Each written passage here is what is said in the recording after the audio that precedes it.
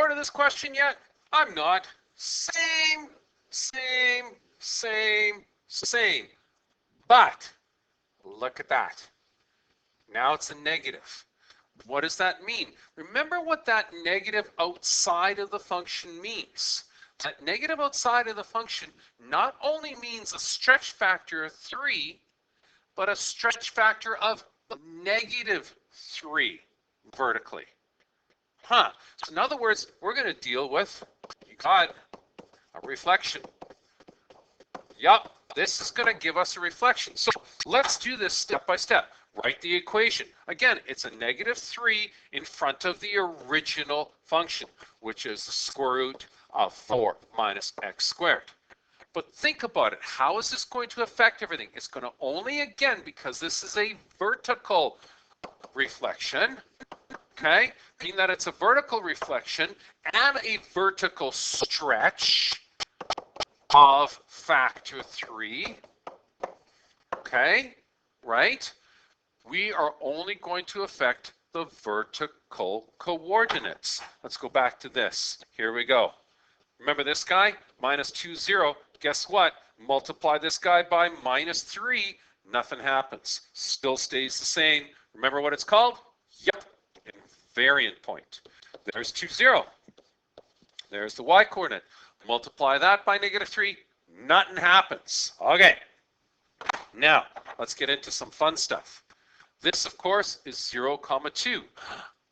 Right on. So we're going to reflect it. If we do this step by step, if we reflect it, this becomes 0, -2. And then if we stretch it, this becomes 0, -6. Well, wait a second. Couldn't we have just gone directly from this point here directly to this, just multiplied it by -3? Of course we could have. Of course. So let's sketch what this looks like. Okay. First thing I'm going to do is I want to clean this up here. Okay, I want to get rid of all of the things that could distract us here, which is this. Okay, here we go. Ready? There's the point, which was 0, 2. Multiplied by -3 becomes 0, -6. So -6, if you look, woo, it's way the heck down here. So check this out. This thing is going to look like that. Oh, cool. Okay, so describe how the number -3 affects this. Okay, first thing it's going to do is it's going to reflect. And we're going to say it reflects about what axis? Yes, it flipped over this axis. So about the x-axis. Okay, the second thing that we can do is that we can say that it has been stretched by a factor of 3. Do you notice that we don't call this a stretch by a factor of -3? Because negative is not a stretch.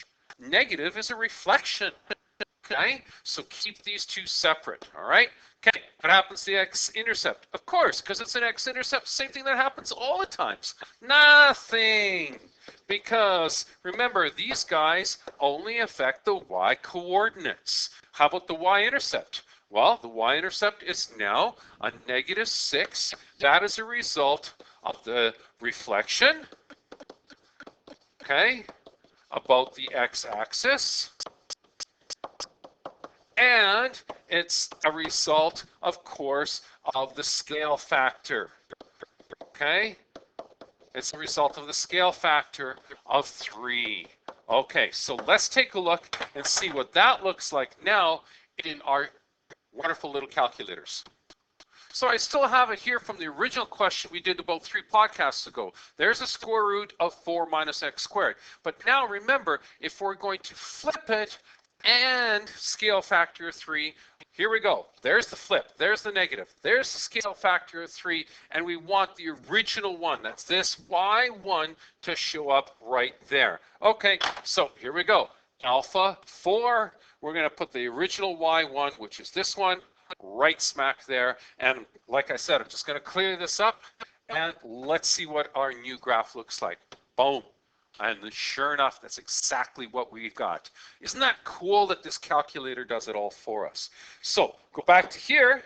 and we say using VARS, we now know that we can actually use that alpha button, or if you've got the old calculator, the old VARS way of doing it.